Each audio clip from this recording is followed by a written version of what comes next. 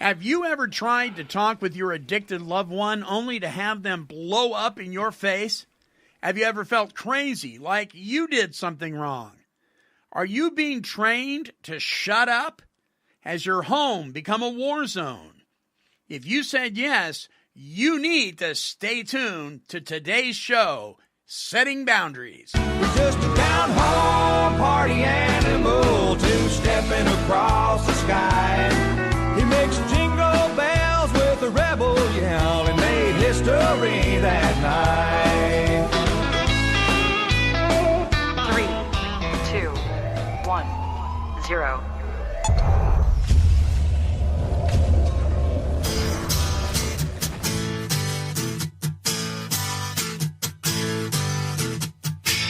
Hey, you! Yeah, you! Come here for a minute. I want to talk to you.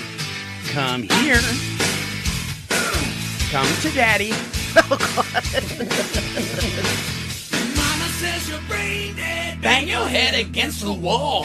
Ouch, ouch, each, ouch, ouch, each. Can't find peace of mind. Brain needs an overhaul.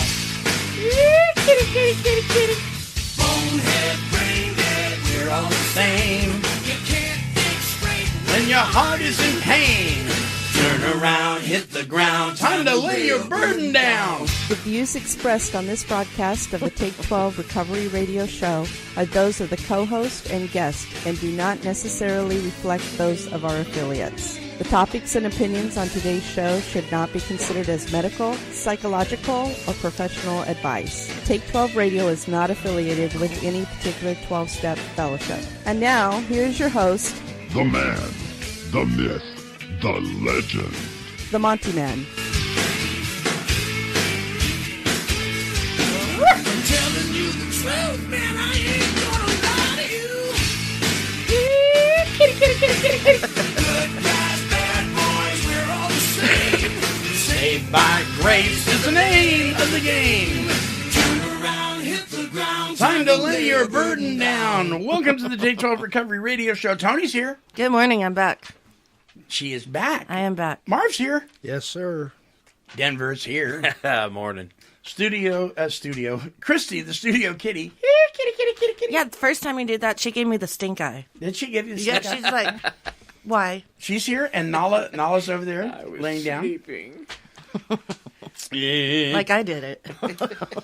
Well, today the topic is setting boundaries, particularly with addicted loved ones. Boundaries are a key to creating healthy relationships, even when your loved one isn't healthy. And boundaries are a key in marriages, friendships, relationships between you and your parents, siblings, coworkers, and more. Think of boundaries as a psychological fence between two people. You are not the same person as anyone else, regardless of your relationship. Boundaries establish guidelines for suitable behaviors, responsibilities, and actions. So we're going to be talking about setting boundaries with addicted loved ones today.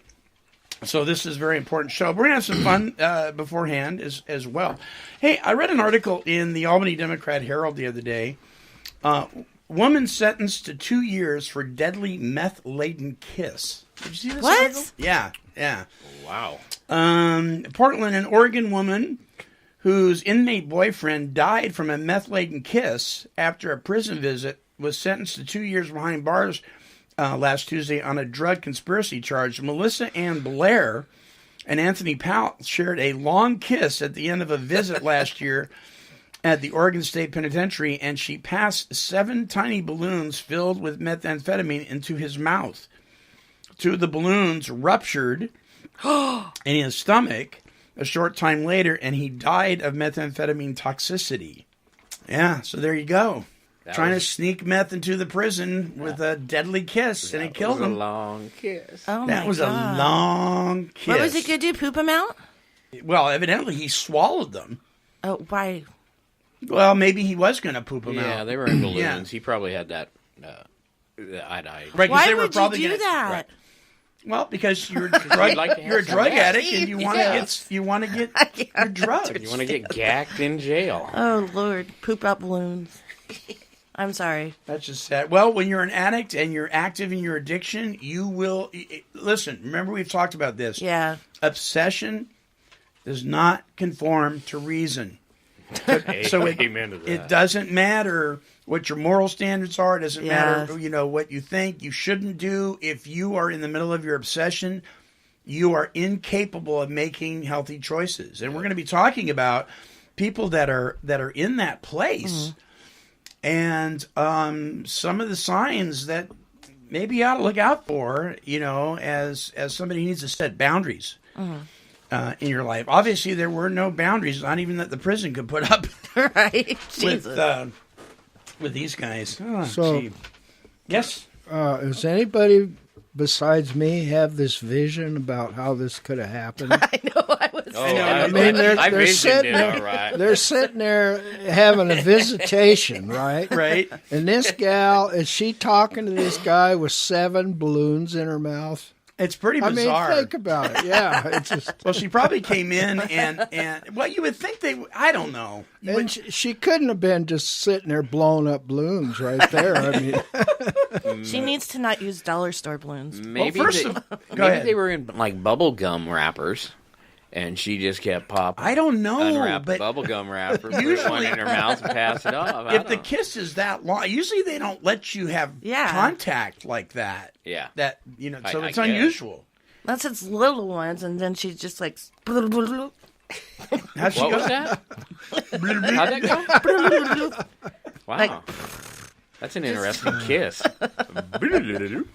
So This could go places. Yeah, it did. That's So we sent out Leslie Jingle. Leslie Jingle is our street correspondent to find out downtown. I didn't even know we had a street Oh, correspondent. yeah, Leslie Jingle. Yeah, Leslie Jingle. Yeah, it's she one went of out. the, Yeah. one of the jingles. I tried One of the Jingle sisters. I tried Does she have to balloons run her too? over.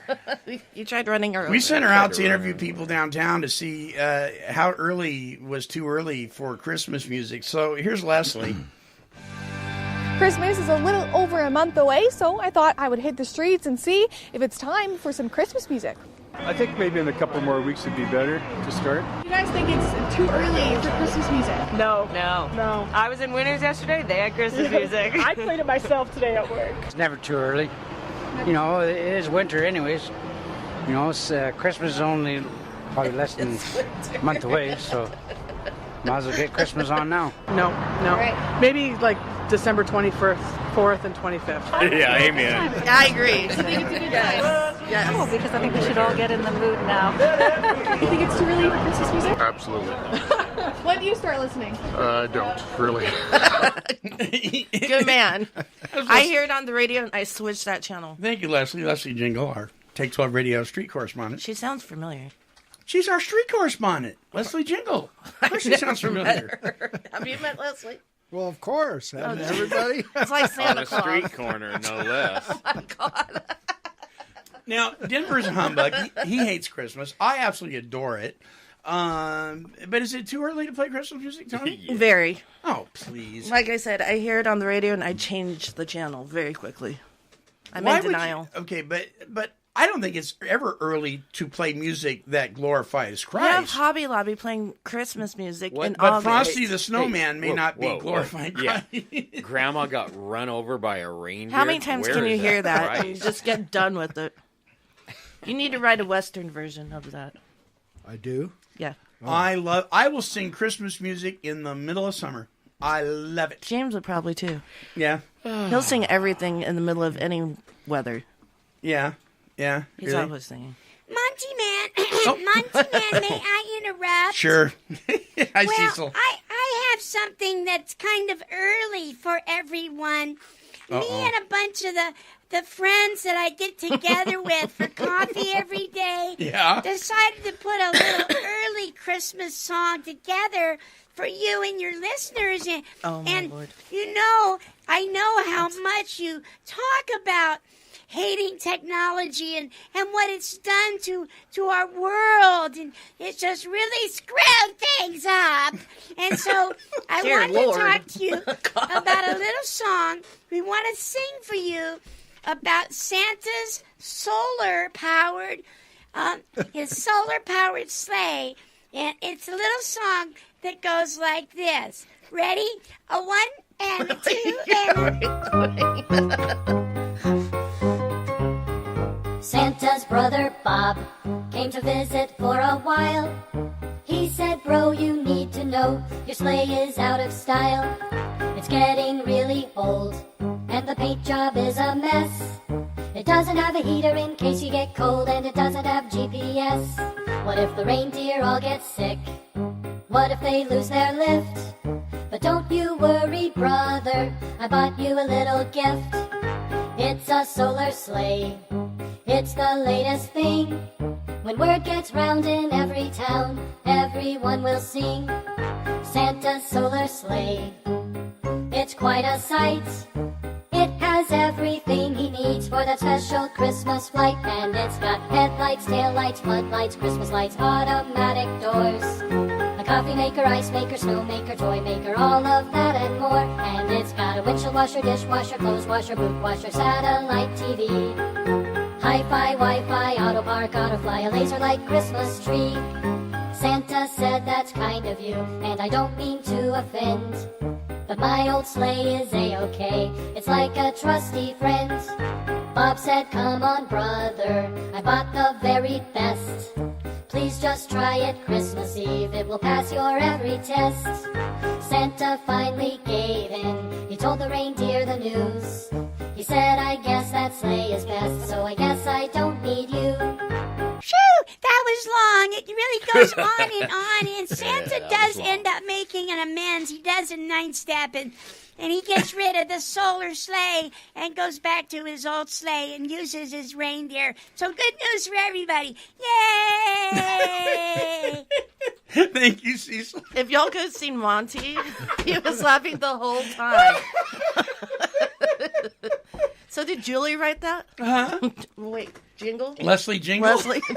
Our street correspondent? Yes. Oh, my gosh. Oh, dear Oh, me. my Dear me. Please say you didn't write that. There. Oh, it's time for Monty Man's Weekly Wine. Is that song part of your weekly wine? No. So Denver has a wine. Part of mine. Uh-oh. Denver has a wine. Denver, what do you want to whine about this week? Oh, it's kind of in the holiday season mode, Yeah. but yeah, I find it year-round now. You're going out shopping and you go down to your favorite aisle to get your favorite item, and somebody in front of you has decided to park their cart and camp out and read the instructions or whatever they're doing while they're shopping. In the middle of the aisle is their cart and them, and you can't get around it. They've just stopped, and they are totally oblivious to the fact that the people are piling up behind them or side of them. Right. And that is so irritating to me, but I mind my manners. I go all the way back down the aisle, round the corner, so I can get to the clear aisle, and about that time it always seems like they've finished there and rounded the corner too and are now camping in my aisle again. Oh my goodness, that is so taxing on my serenity. Hey, have you ever said, excuse me, and they give you a dirty look? Yes, Yeah. like you bothered them. They're oblivious to the fact that anyone needs down that aisle too. It's true. And people are just seem naturally oblivious to anything going on around them, whether it's in traffic, whether it's in line at the bank, or whether it's at the grocery store. And sometimes they'll park their shopping cart sideways. Crossways. Yeah, They do taking up this. the whole aisle. It's just like, what's wrong with you? I'm here. Can you just let me through? Excuse me? And like you said, they look at you. What? I know. What would make that even worse is those people who use those little scooter things and they park side by side like couples. Easy. Easy. I use a scooter. With a cart. With a cart. With a cart. Yeah, so anyways, be mindful, people, if you're out shopping, that there are other people maybe trying to get there. And that is a legitimate wine. It's yes, legit. you bet. It's a very good one. Yeah, yeah. Well, mine is about dogs going potty. Well, that's a legit one, too. Okay, so I've had to have a little sit down with Nala and have a discussion because, she is the pottiest dog I've ever met. So, okay, she gets me up, she gets me up in the middle of the night, Thank goodness she does that. Right? I'm glad that she gets me up. She'll come and she'll scratch at the edge of the bed, and I'll get up, be 3 a.m., and she'll go out into the yard. And lots of dogs do this. It's like, just go potty. You have to go bad enough that you had to wake me up. Why are you investigating the entire yard? She walks in. She's leaving. She's leaving the audio booth now. Sorry, Nala. I have the answer for that when you're done. Okay, so she does this herding thing because she's a herding dog. She's a working dog. So she goes around the circumference, I guess you call it, of the yard. I get that, but 3 times, and then she does this crisscross in the middle of the yard, and she gets ready to squat, and then she changes her mind. And then she gets ready to squat somewhere else, and she changes her mind. This goes on and on and on. Now it is 3:10. She finally goes to the bathroom, right? I bring her back in. I get back into bed. And 5 minutes later, scratch, scratch, scratch. Daddy, now I have to pee. I pooped. Now I have to pee. Why can't you do both? Wow. Okay, so what is the answer, Denver? Why do they do that? Wow. It's annoying. Heck of an evening for you. This happens every night, by the way. I was down at my buddy's place, and I watched these dogs stand, and I see this happen with pets pretty regularly. They'll get halfway out the door and stop. Right. You know, they're supposed to go out. They're at the door scratching. They want to go out. They get halfway out, and they stop. And he goes, I was listening to somebody on a show on TV talk about this. They're actually, before they go out into the wild out there, which is your backyard, right? They are actually stopping and sniffing and smelling and seeing if there's any predators or any odd smells out there that is dangerous. Really? Before they step out of their she'll safety. Do that. She'll go halfway down the hallway out here. You know, the outdoor hallway there? Yeah. And she will stop. It's not like humans parking in the middle of the aisle during Christmas time shopping. They actually have a reason for that. They have a reason for it. Yeah, they're sniffing, surveying what's outside, getting a smell of in case there's anything dangerous. So is that why she stops in the middle of the yard, at a dead stop, and stares off into nothingness because she's checking things out? Probably picked up some kind of weird smell and going, Dad. Maybe does that too.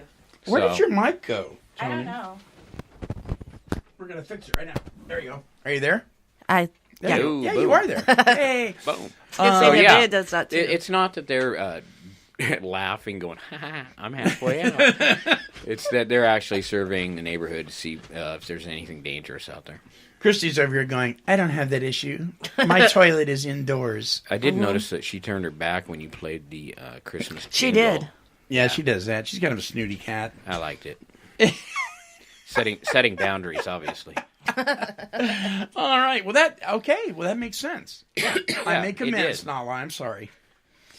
But why can't she still keeps you up late? Why can't she go number 1 and number 2 at the same time? Why does she got to come back in, wait till I'm in bed, and then I forgot. What do you mean you forgot? Oh my gosh! Now I'm talking to my dog. How old is your dog? She is 12. That's a ripe age, right? Yeah. Don't you find yourself sometimes going to the bathroom, realizing maybe you weren't quite done, you need to make a second trip? Not really. Really? Ooh. You're very lucky. I don't wake my wife up and say, I've got to go back into the bathroom. Marv's got something to say what? here. This is going to the dogs here. I don't care what you say. But I'm really surprised, and the audience really needs to know. Audience, before this show started, there was a great amount of whining about McDonald's not being opened up on this end of town, and I'm really surprised you guys didn't bring that up. So, contractors don't know how to obviously build a building quick enough. So, now it's December 18th. Mm-hmm. And you were supposed to be open Friday? Mm-hmm. Have you looked at the building lately? Yes. Well, I have. See, one of the things that I've learned with our church, the remodeling of our new building is so forth, is a lot of times it isn't the contractors. So they get to a place and the city says, you need to change that. Sorry, we forgot to tell you. And now you have to wait until something gets signed on somebody's desk. By the time they get to it, now the price from the other contractor to do the job has gone up, or they are already busy doing another job, and now you got to wait. Yeah. So it's a combination, but it has been quite a while. That's all fine and dandy. All right, he That's wants cool. his burger, but I want to go home. I'm tired of driving across town to get a McDonald's burger. I want it open on this side. I know. In a parking lot that you can't get out of. Don't get me started on that. I hear you. Okay, we're going to take our first break. We're going to come back and we're going to do the second half of this show. So don't go away. Turn around, hit the ground, time to lay a burden down. Hey, greetings, recovery family. It's me, the Monty Man. And as CEO of KHLT Recovery Broadcasting, I'd like to personally welcome our newest sponsor, the host of the largest community of independent podcasters and DJs, the folks at Podomatic. Since we have been with Podomatic, our quality of shows, the user-friendly manner in which our listeners are able to tune in every day, has reached the pinnacle of professionalism. You will never pay for a subscription to our podcast, and now even more of our archives will remain available for you to download. Because of the generous folks at Podomatic, Take 12 Recovery Radio is now able to reach literally thousands of people seeking recovery from drug and alcohol addiction. Addiction is the #1 health crisis in our world today, and recovery from active addiction gets the least amount of attention due to stigma. Now, with the help of Podomatic, we are able to break that stigma and focus on the solution that is recovery more effectively than ever before. So, from all of us here at KHLT and the Take 12 Recovery Radio shows, we give a hearty thank you to the staff at Podomatic. To subscribe free to our podcast, visit us at www.take12recoveryradio.podomatic.com. That's take, the number 12, recoveryradio.podomatic.com. Thank you, Podomatic, and God bless you. To join the world's largest directory of independent podcasters, visit www.podomatic.com.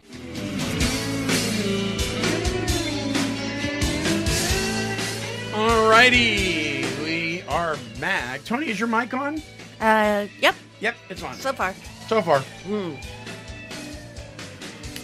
So, bottom line here is we are in need of a new mixer. So we need about $300 to do that. If you're interested in donating for that cause, you can go to take12radio.com, go down to the very bottom of the page and click on the donate button, and it'll show you how to donate. You can write a check, you can do PayPal, you can use your credit card or whatever. But pray about it, think about it. We don't get a paycheck here. We operate by donations, and our mixer has been causing us problems now for probably about 8 months. And so that would be very much appreciated. Hey, listen, for those of you that are living in the Albany and Lynn County area, we have a new coffee club just started called Not Just Us. It meets at 6 a.m. on Thursdays at Pop's Branding Iron for the time being. Sorry, Marv, I forgot to tell you about it. I heard about it through the grapevine that Marv didn't know. Butch told me. Yeah. So it's at 6 a.m. So some people are just at night. They don't want to go to a meeting. They don't want to go out for coffee. They're done. They get home from work. But they'll go in the morning before they go to work. So at 6 a.m. at Pop's on Thursdays, Not Just Us. And we're not affiliated with any 12-step program. It's not a 12-step thing. It's just a support coffee and get together and chat and read a little something and just start your morning. Yeah, start your morning. Not Just Us is the name of it. I like that. Yeah. So there you go. All right, setting boundaries with addicted loved ones. So addiction is a progressive and terminal illness. Those with it are in denial, people that are in active addiction. They suffer from delusion and don't know how sick they really are. True? True. I didn't. Right? And so substance abusers protect their illness by using defensive maneuvers and playing mind games. Right? I did. Didn't know it at the time. They denied the seriousness of their problem by exhibiting dishonest, pathological, intimidating, and manipulative behaviors. Amen to that. All the above. Here's some of the behaviors. I'm going to talk about some tips that you can practice when dealing with your addicted loved one. The reason I'm doing this show today, we're doing the show today, is because I know a number of people right now that have experienced sobriety. That does not necessarily mean they've experienced recovery, because there's a difference. Just putting down the bottle or putting down the narcotic doesn't necessarily mean you're in recovery. It just means you're abstinent. But I've known several people recently, one such person who is a very, very dear friend of mine, who is out there, at least the last report I got, he's still out there. He may not be at this moment, I don't know, running amok. And some of these behaviors are what is displayed when we're out there doing the active addiction thing. And so these may sound familiar to you if you're listening and you have a loved one out there today. Here's one: bait and switch. Have you ever confronted your addicted loved one only to find yourself being verbally attacked and your actions being questioned? This manipulative defense tactic quickly escalates into a yelling match. The addicted person throws you off balance by arguing about events that happened in the past, avoiding responsibility for their present actions. This tactic works well. Families who engage are quick to anger at the injustice of the situation and will argue back. You might even lose all control and revert to the same ugly behaviors as your sick loved one. Yelling, swearing, and saying things you later regret. You bet, and now you pay. Payment usually comes in the form of feeling remorseful and guilty, then overcompensating by enabling or giving in to the addicted person's demands. Ever had that happen to you, Tony? Oh, yeah. Yeah. Plenty of times. Yeah. So the bait and switch thing. Here's one: blaming you for their drug and alcohol problem. I did that one well. Did you? Yes. Yeah. Well, I told my dad one time, I says, if you and Mom hadn't have treated me like that, I would never have been drinking. So here it says, do you ever feel like you're the problem? Everything the addicted person does is your fault. The substance abuser engages in self-pity and acts like the victim, putting you in the role of perpetrator. They accuse you of being selfish. They twist facts and leave you questioning your sanity. Addicted persons don't take responsibility for their actions or choices. They minimize their behaviors and maximize yours. It's called deflecting. You feel like you're riding an emotional roller coaster. You walk on eggshells. One wrong word can cause them to relapse. You're told you don't love them enough. You don't love me. So my friend told me, he says, well, when I'm in a friendship, it's for good, and you're completely in or you're completely out, because I had to set some boundaries. Doesn't mean I still don't love him. Doesn't mean he's still not my friend. It just means the door's shut now. It's not locked. It's never locked, but it's shut. He can't just freely walk in and out, in and out, in and out, doing what he wants. That's not friendship. You are a bad parent, spouse, or friend. You are a fair weather friend. It seems you're responsible for their bad choices. Ever feel like you're being blamed for their drug use?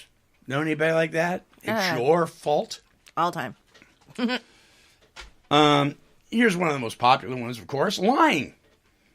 Every person struggling with addiction lies. Most will tell you they don't. Lying can involve manipulating or twisting the facts, or withholding information. Lying allows the addicted person to avoid reality or take responsibility for their actions. Active users do awful things to supply their habit. I know I did. Things they are ashamed of and don't want you to know about. If they don't admit it, they didn't do it. If they didn't do it, there's no problem. In short, their actions aren't real unless they get caught. Aggressive and intimidating behaviors. No is not a word addicted persons like. Right? No. No is simply a slow yes. Substance abusers are highly intelligent people. They know who they can manipulate and who to call when they need something. They will keep at you and wear you down with aggressive and intimidating behaviors. They may threaten to harm you or themselves. You may find it easier to give in than to say no. But keep this in mind, saying yes when no is the right answer allows the addicted person to feel happy in the short term, but contributes to their deadly downward spiral. This Dr. Jekyll and Mr. Hyde personality trait exhibits aggressive behaviors because they work and they get rewarded for them. Mm-hmm. And this one, which, boy, this is a B, emotional blackmail. As I'm reading this, if there's anybody listening to this show that is doing these things, they're getting really ticked off right now. Oh, yeah, definitely. Really ticked off, which is a sign of an addictive behavior that is alive and well. Emotional blackmail. Addicted persons can be charming when getting their way. Their charm is part of their appeal and is intoxicating for the person or persons addicted to helping them. Uh-huh. That's the codependent. They can appear as weak or needy. Their helpers may experience feelings of euphoria from rescuing, saving, or fixing. Eventually, the addicted person will cross the line and ask for something their helper can't give. The helper may try setting boundaries, which we're going to talk about that here in a second, and saying no, only to find they're being accused of not being loving or caring enough. Well, you just don't love me. You're just not my friend. The blackmailing behavior usually starts with, if you really love me, you would, fill in the blank. Uh-huh. If you don't give in to their demands, you may find yourself being punished through passive-aggressive behaviors such as the silent treatment or having no contact with them. So my friend, I told him, I says, do not contact my family.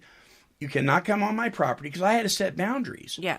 And then his response was, well, good luck with the abandonment issues.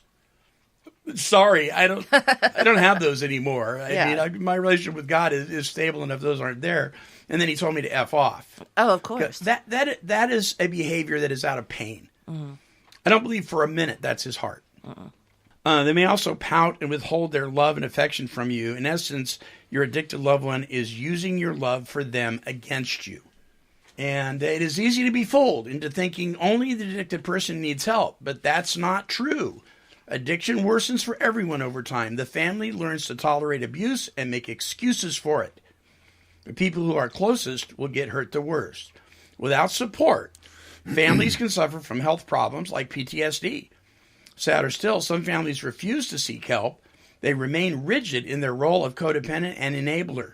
The likelihood of the addicted person ever achieving recovery in these families is very slim.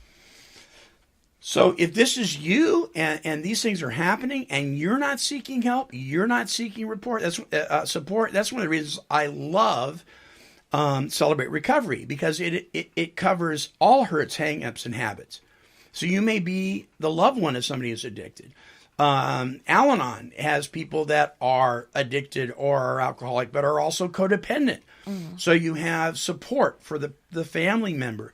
You need to be in some kind of recovery yourself. You got to take care of yourself. If you have children, your children are your number one priority, not your addicted loved one. When your boundaries are weak or don't exist at all, you compromise what makes you you. Weak boundaries allow you to lose yourself, your freedom, your personal space. Weak boundaries when a loved one is addicted mean you will likely be lied to, cheated on, and stolen from. When you set boundaries with an addicted loved one, you increase the chances that he or she will seek help. So, Tony, you've experienced this stuff. You've done it. I've done it. And you've had it happen to you, right? Yeah. Painful, right? It was actually painful to listen to all those, because I see both sides of the spectrum. Sure. And it's just like, God, I was an awful person. Then I'm like, God, now I feel bad for others.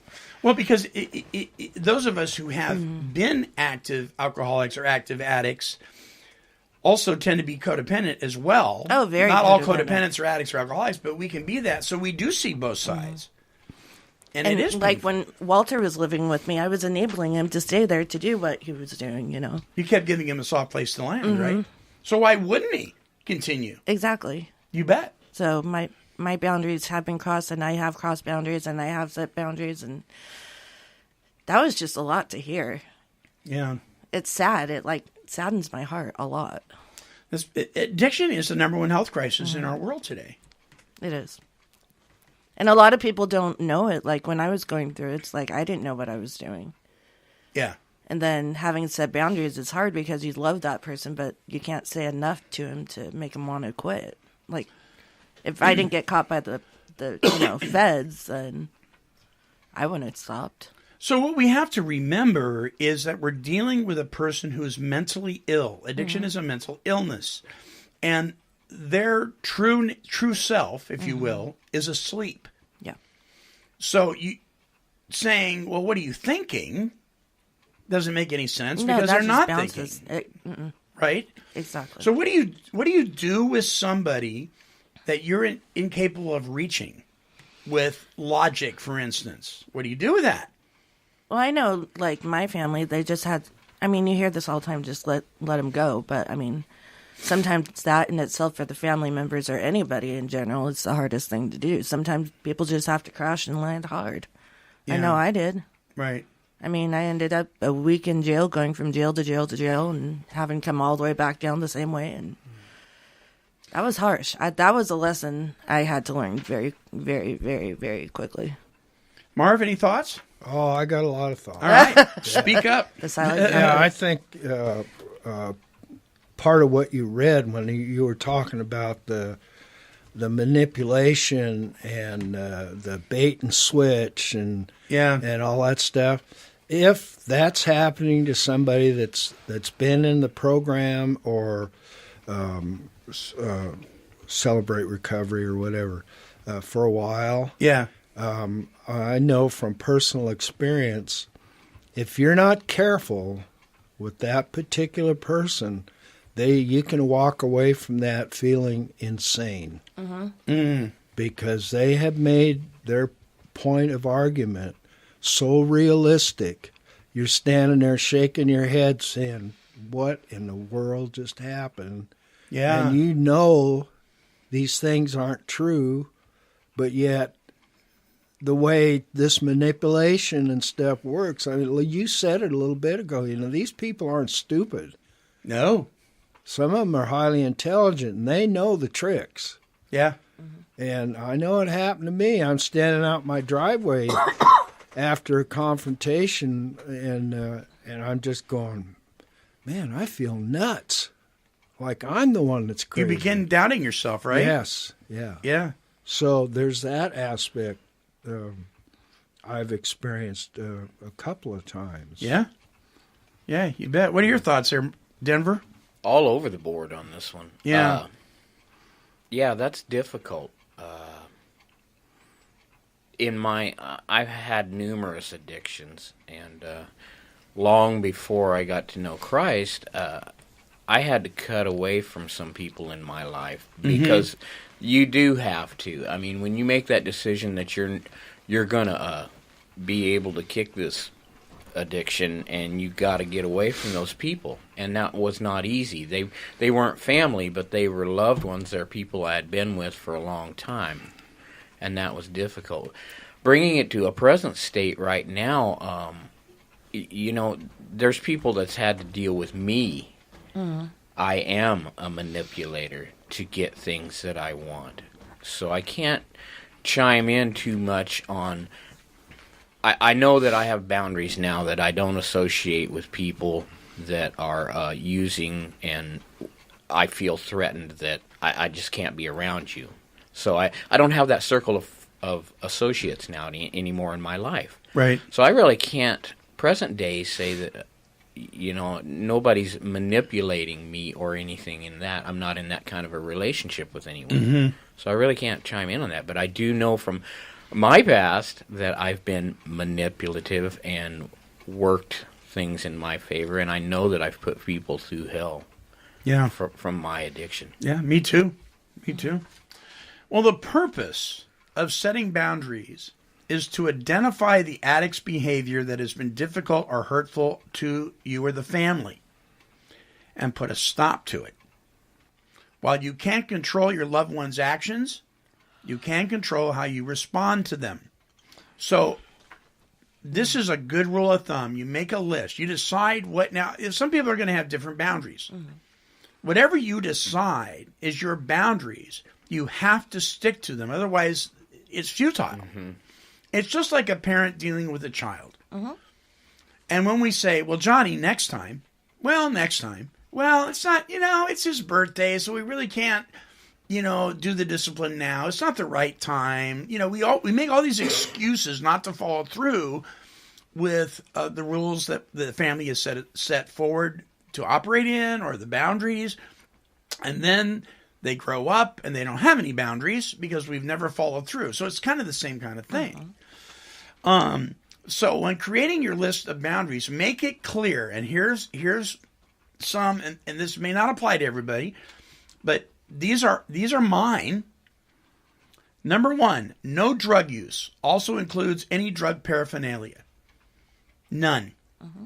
If I'm going to be in a relationship with you, now let me preface this by saying, I'm not talking about a person who is struggling to stay clean and sober, that is in recovery and is making an assertive effort to work a program, that stumbles and falls and gets back up and stumbles and falls, but is in a program and is trying to do the right thing. I'm not talking about that. I'm talking about a person who's blatantly flipped you off and said, I'm going to do what I want to do. I don't care what you think. I'm going to use and I'm going to manipulate, and that's just the way that is. And if you don't like it, you can screw off.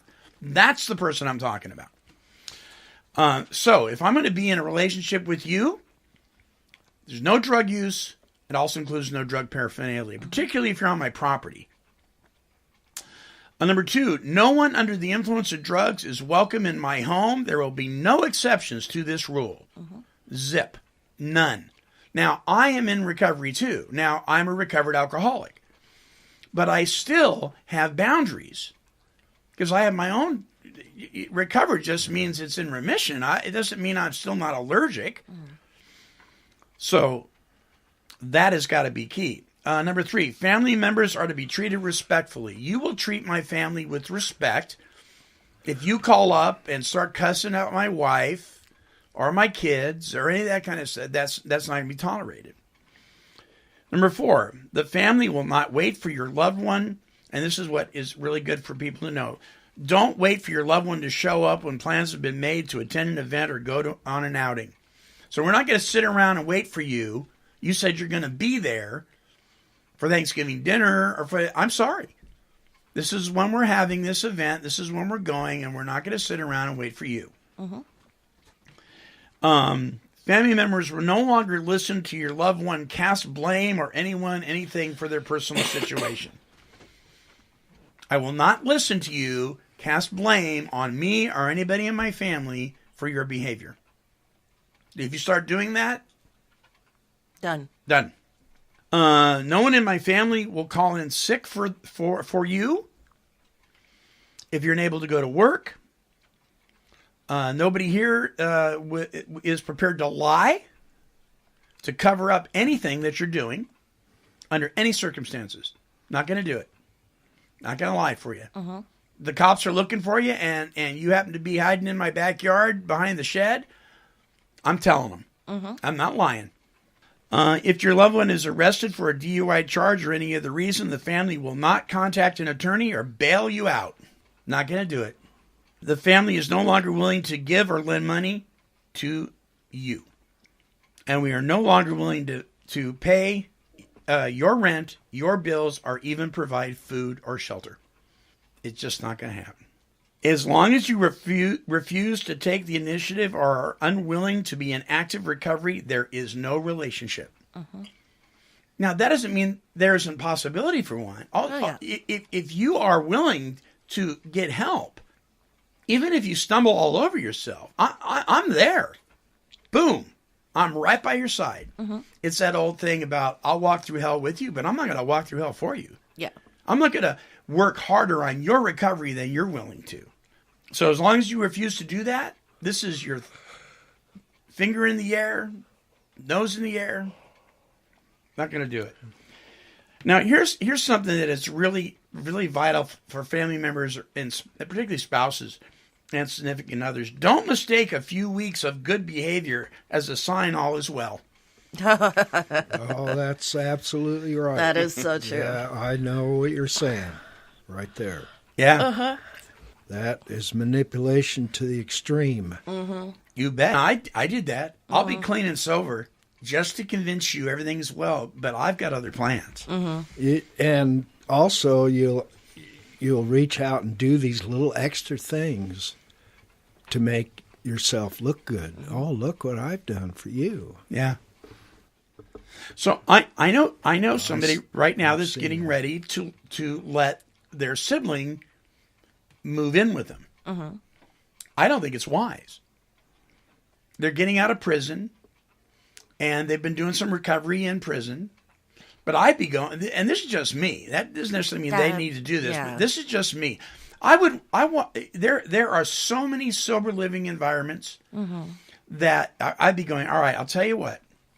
I'll help you get into a sober living home, and you show me for the next 6 months to a year that you're going to meetings, that you have a sponsor, that you're working some kind of program, and that you're staying clean and sober. Then we can talk about you renting the room. Yeah. But I'm not going to mistake a few months in jail or prison for everything's okay. Ew. Just not going to do it. Yeah. Not when, now, if there was nowhere else to go, maybe, but there are plenty of sober living environments. You wouldn't do it either? Mm-mm. I know people who didn't do it for me. I mean, right. If it wasn't for Walter, I'd be homeless. So if you're going to allow somebody to move in with you, have enough common sense to set some of these boundaries. Whatever your boundaries are going to be, stick to them. They may not be all these, but you set a boundary. You say, and particularly when it comes to addiction, there is no drug use. I don't care if the drug's legal or not. Yeah. You're not going to be smoking marijuana and live in my home. Yeah. I think something else too. To do that, what you're saying about the boundaries and stuff is not easy. No, it's very hard. It's hard and it's stressful, and it's emotional, and so you've really got to have some guts to really stand up for what you're saying and stick to it. Yeah. Yeah. You mentioned the person that just flippantly gives you the bird. Yeah. And says, no, I'm not. That's pretty easy to set a boundary with that person. Sure. Much easier than someone that is manipulative. It's going to do the look good. That has played this game before. And you come in from a Christian aspect of loving everybody. This really gets tough to decide when and how far this boundary can be pushed. Are they trying? Is this a mistake, or is this just another manipulative move? I've read those books. I did a lot of homework on it, and I love boundaries books. But it is really difficult to set that and be firm with it. You bet. Because you don't know if this person's just made a mistake. Sure, because you're invested emotionally, mentally, spiritually. Yeah, right? It is tough to set these boundaries. You have to set them somewhere in your walk for your recovery, for theirs, for everything involved. There has got, and not even in recovery, just boundaries in relationships or work boundaries. It's like, I'm not going to work overtime. You've got to get boundaries set and stick to them, I guess, is the most important point. If you set a boundary, be prepared to stand by it. Yes, absolutely. Well, and I think you really address a vital point. It is very difficult. I don't think this is something you can do alone. I have watched spouses and best friends and significant others try and set boundaries and fail miserably because they won't get support themselves. Sponsors, spiritual advisors, mentors aren't meant just for people, for the active addict who's seeking recovery. It's also meant for the family members. Addiction is a family illness. You're sick too. I'm sorry. it may not be your fault, but this it's very bloody, and the blood gets on you. Yeah, it affects you. It affects you, and so if you don't seek help, and this is wise counsel, we talk about a man with many counselors, is wise. You need wise counsel, so you can bounce things off of people to make these determinations, and seek people that aren't going to just co-sign your own codependency. Seek people that have been through it successfully, that know what they're talking about.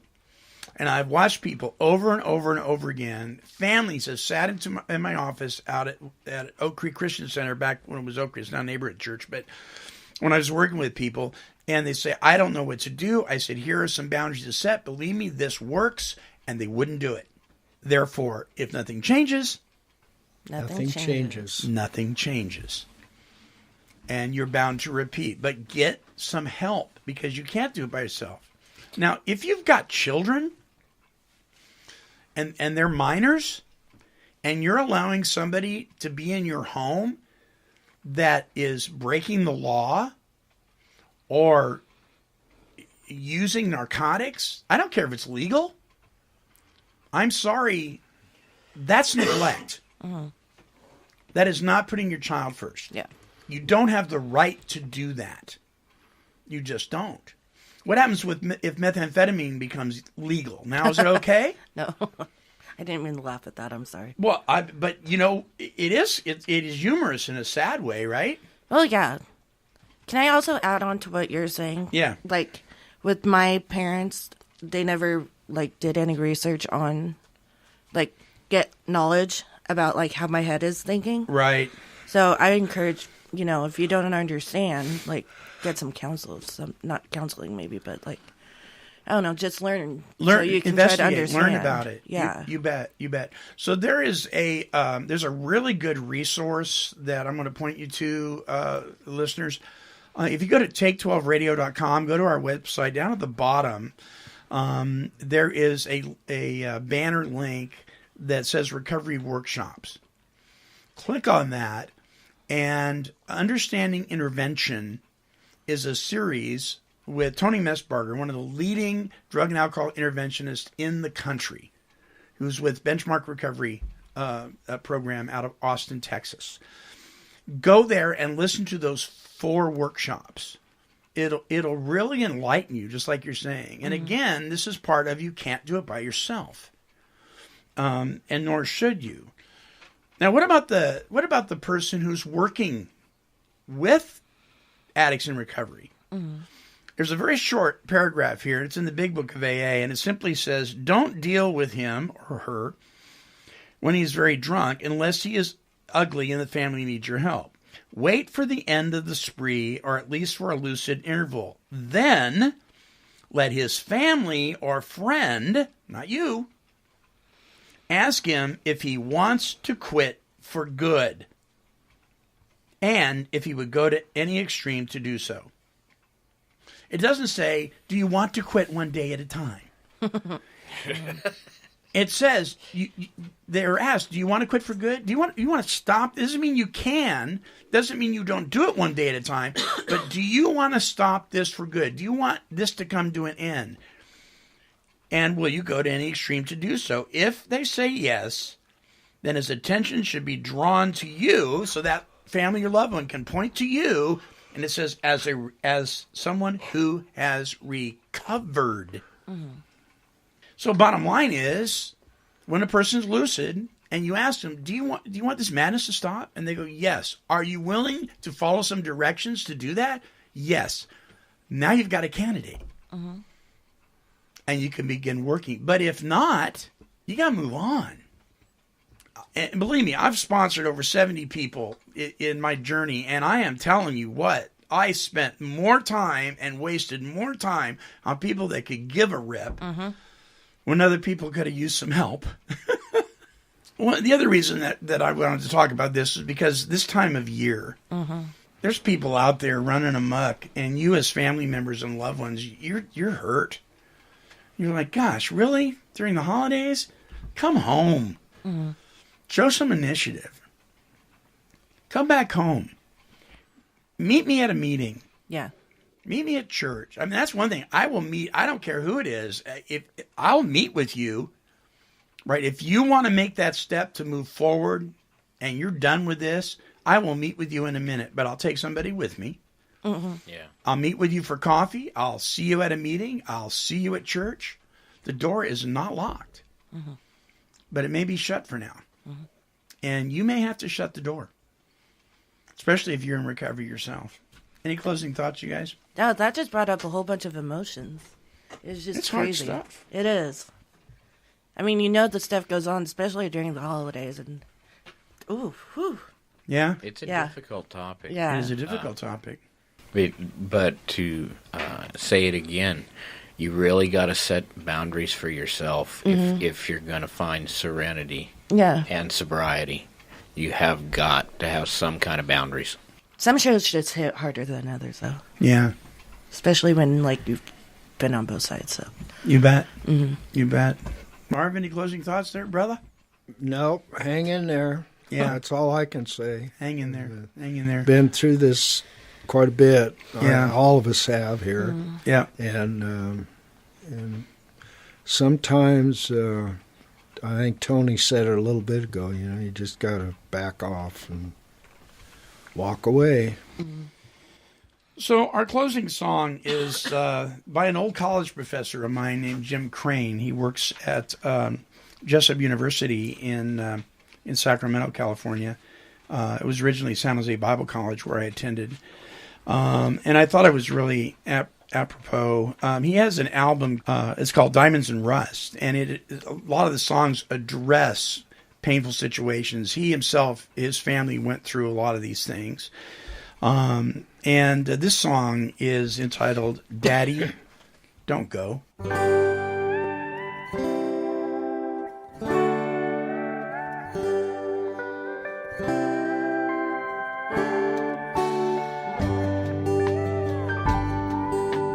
Daddy, it's Mama on the phone. She says she just needs a minute of your time. Your mind's made up, yes, we realize, but there's something she still wants you to know. Daddy, don't go. Daddy, please stay. These are the words Mama told me to say. Daddy, don't leave. Don't leave this way. Daddy, don't go. Daddy, please stay. Sure, the times have been bad. We've all seen much better days. And though you've been hurt in so many ways, there's something she still has to say. Daddy, don't go. Daddy, please stay. These are the words Mama told me to say. Daddy, don't leave. Don't leave this way. Daddy, don't go. Daddy, please stay. Please let love be your answer. Please let love have its way. Recall the promises you made on that day when you both said I do. And despite of what we've all been through, she still wants you to know she loves you. Daddy, don't go. Daddy, please stay. These are the words Mama told me to say. Daddy, don't leave. this way. Daddy, don't go. Daddy, please stay. That's Mr. Jim Crane. For more of Jim's great music, visit cdbaby.com and in the search bar type Jim Crane, and all of his albums will be there. Listen, I want to close out today's show with a very important message, particularly to my friend who is out there. Maybe he's home now. I don't know. But any of you that have separated yourself from your family, from your loved ones because of active addiction, don't let the shame keep you away. Don't let the shame kill you. Probably the greatest Christmas gift that you could give you and your friends that love you and your family and children is to come home. Just come home. As far as I'm concerned, for my friend, the door is shut. I've had to put up boundaries. It doesn't mean I don't love you. It doesn't mean I don't care. It doesn't mean I'm going anywhere. I'm still here. But the door is shut. It is never locked. You hear me? It is never locked. But you're going to have to do a few things, show some initiative to get back into recovery before you can just simply walk through the threshold of that door. It's not locked. Go home. Make things right. Get some help. Give your family and your loved ones the greatest Christmas present they could ever receive. All right, my friends, until our next broadcast, this is the Monty Man and the Take 12 Recovery Radio Gang, and we're wishing God's perfect serenity for you. Bye-bye now. Good guys, bad boys, we're all the same. Saved by grace is the name of the game. Turn around, hit the ground, time to lay a burden down. This has been a broadcast of KHLT Recovery Broadcasting. 'Cause she's a super cat, she's super kitty, meow. Yeah, kitty, kitty, kitty, kitty, meow.